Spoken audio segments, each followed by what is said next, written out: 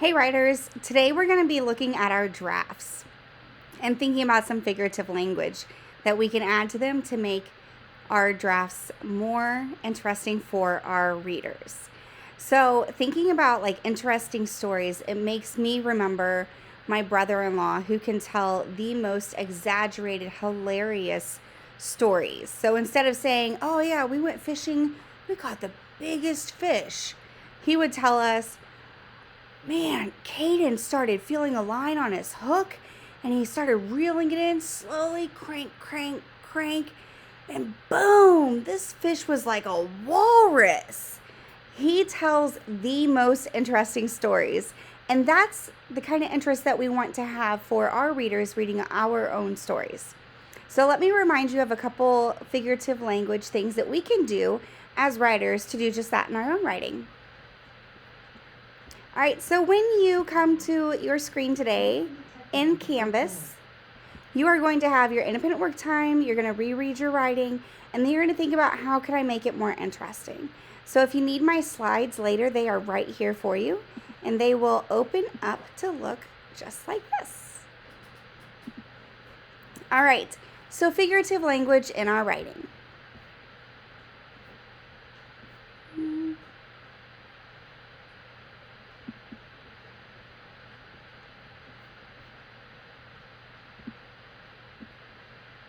All right, so using figurative language in your writing amplifies your writing with creativity and style.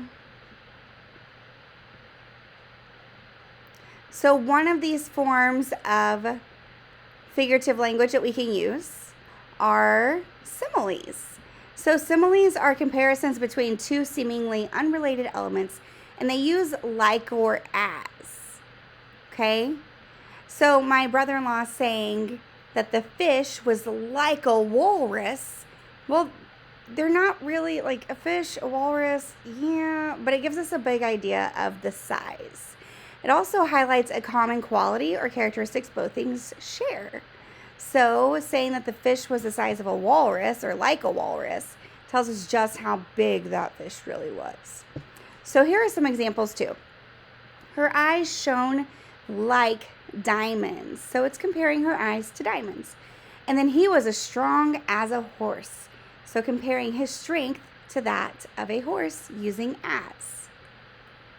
All right? And then another one that we can use is using a metaphor. Now, metaphors and similes are pretty similar. The only difference is that this one doesn't use like or as.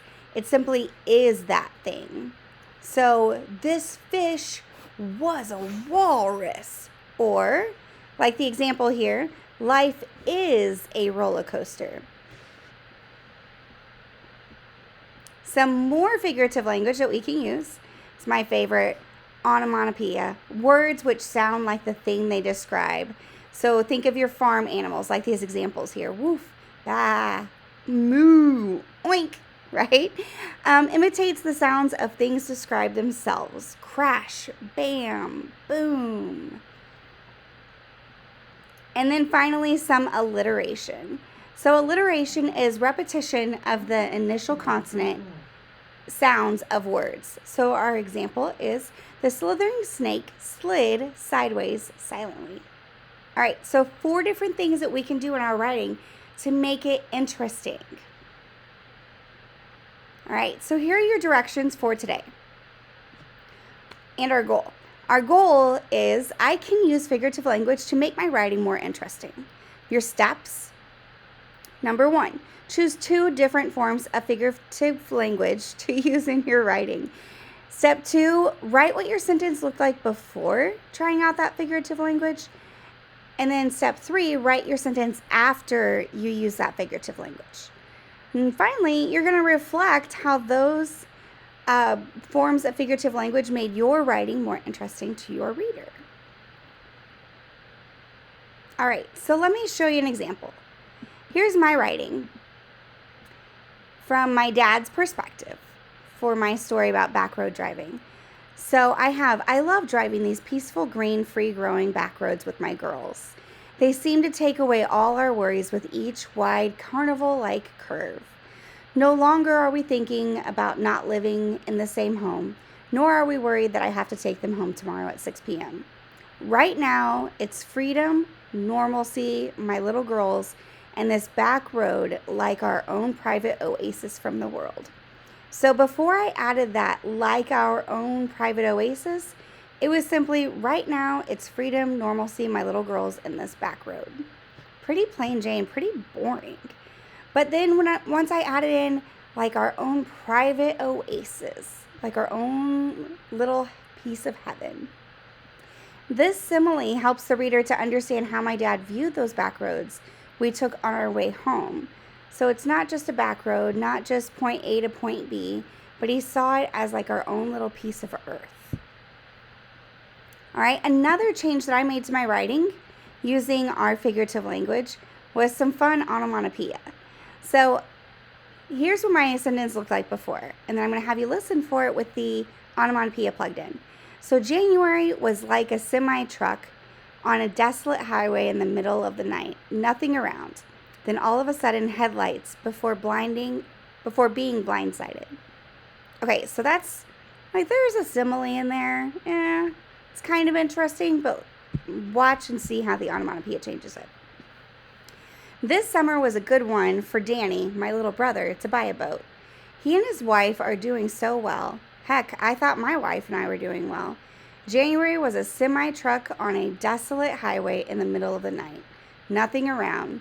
Then all of a sudden, headlights before crash, being blindsided by the unpredictable force of the D word. I still cannot say divorce out loud. This winter and spring left me battered, bruised, beaten, and knocked out of my daydream I thought was our wonderful, perfect life. All right, so I wanted to highlight that crash because it really amplifies the intensity of how that winter and my parents' divorce felt for my dad. So then here, my reflection. The use of onomatopoeia here adds a hint of drama to my dad's story. I did this because it truly took him by surprise, like a car crash would. All right, so writers, this is your task for today. You are simply going to be plugging in these forms of figurative language in this little form so that we don't have to see your whole draft today. We simply want to see that you're trying these things out. So what can you do to make your writing more interesting to your reader? So all we want you to do today is we want you to think about one form of figurative language of these 4 that you can try. Tell us what your sentence looked like before, what your sentence looked like after, and then how did that figurative language make your writing more interesting to your reader? All right, so your page is going to look just like this. That's the one that you're going to be submitting, but do make sure that you are working on your draft. All right, so step 1, reread your writing. Think about how you can make it more interesting. There's my little presentation if you want those reminders. And then use the chart to think through which forms of figurative language you'll use.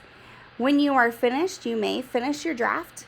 You may write for enjoyment using your backup writing, but don't forget to take a screenshot of the chart and then submit your assignment, being the chart, and then insert your screenshot into your writing notebook so you don't forget that part later, just in case something happens to it in your writing.